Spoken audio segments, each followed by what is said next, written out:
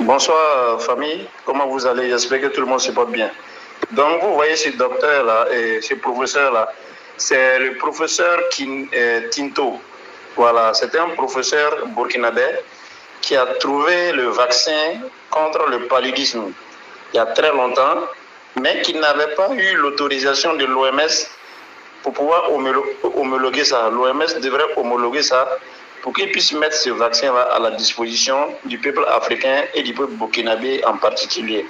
Donc on devait pouvoir vacciner nos enfants de 0 à 5 ans pour qu'ils puissent être épargnés du paludisme. Ça a été trouvé il y a longtemps. On attendait seulement que l'OMS, Organisation mondiale criminelle de la santé, voilà, c'est une organisation criminelle. C'est dirigé par les mêmes impérialismes que nous connaissons là. C'est eux-mêmes, c'est la même chose. Donc depuis longtemps là, ils n'ont pas homologué ça. Ce n'est que maintenant qu'ils viennent d'homologuer ça. Et puis rappelez-vous, pourquoi c'est maintenant qu'ils viennent d'homologuer? Parce qu'ils ont pu mettre en place leur nouvelle création, leur nouveau virus, qui est la dengue. Parce qu'ils ont pris le temps de pouvoir fabriquer leurs moustiques, venir les déposer dans les zones les plus humides de notre pays, qui est Bobo Dioulasso, Bama et consorts, Ouagadougou, les grandes villes, pour que ça puisse prospérer rapidement. Et puis maintenant, quand ils vont autoriser maintenant le vaccin de notre vaillant professeur là, on ne va plus parler du paludisme, on parlera maintenant de la dengue. Et ils vont maintenant orienter l'industrie pharmaceutique maintenant vers cette nouvelle maladie qu'ils ont créée là, pour que nous puissions toujours nous diriger vers les produits pharmaceutiques. Parce qu'il faut dire... Les recommandations du gouvernement.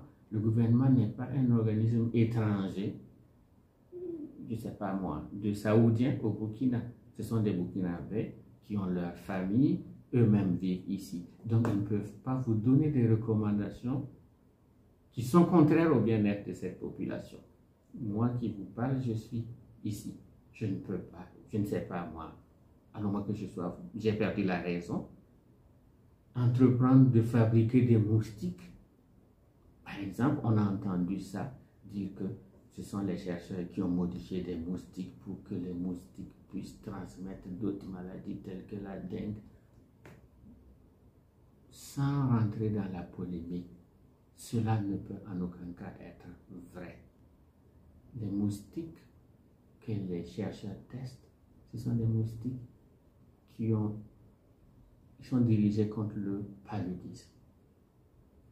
Et c'est pour pouvoir mettre en compétition ces moustiques qui ne se reproduisent pas là contre les moustiques du paludisme, de telle sorte que les moustiques qui transmettent le paludisme vont finir par disparaître. C'est ça l'idée, pour faire simple.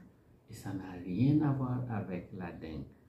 Nous sommes dans une période là où nous avons une poussée sociale qui pousse à la fierté, à la lutte contre et à trouver des ennemis. Mais nous ne pouvons pas y arriver si nous ne faisons pas un effort de vérité et de travail. Il y a une réalité, nous avons une maladie, la dengue n'existe pas qu'au Burkina. Et elle existe depuis les années 86, documentée. Ça veut dire qu'elle existait avant, mais documentée scientifiquement 86. Donc, il faut être raisonnable, s'adresser aux spécialistes de la santé, poser les questions au gouvernement. Et ensemble, nous allons y arriver. Nous ne pouvons terminer sans remercier, bien sûr, le gouvernement. Nous sommes des agents du gouvernement qui soutiennent notre travail, les populations qui nous accompagnent dans nos activités de recherche, parce que nous travaillons pour la santé, ça ne peut pas se faire sur autre chose que les populations qui acceptent nous accompagner, prendre les risques avec nous et nous aider à mettre en œuvre ces projets de recherche. Je vous remercie.